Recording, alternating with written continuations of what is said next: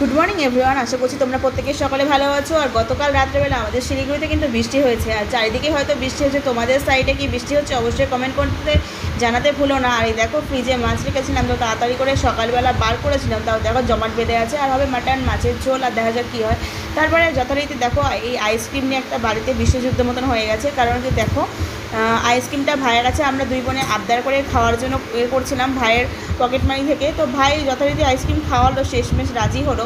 কিন্তু আইসক্রিম হলো না, শুধু ক্রিম, যেরকম কেকের মধ্যে ক্রিম থাকে না সেই ধরনের ক্রিম। আইসক্রিমের কোনো বালাই নেই, আর এটা খেতে গন্ধ কোনো মানে ব্র্যান্ড যে লেভেল হয় সেটাও নেই, আর কোনো মানে কি বলবো, কোনো মার্কিং নেই, কিচ্ছু নেই। আর আইসক্রিমে তো বংশ নেই। তো তোমরা এই যে শিলিগুড়িতে যারা থাকো, রাধারানী আইসক্রিম খাওয়ার আগে 10বার ভেবে চিনতে তারপরে দেখে খেয়ে টেস্ট করে তারপরে নেবে। তো আমার ভাই এখন বলছে আমার কুড়ি করে 60 টাকা নষ্ট হলো, তো এটা থেকে গেলে অনেক কাজে লাগতো। যাই হোক, বেচারা টাকা নষ্ট, খেতেও পারলাম না।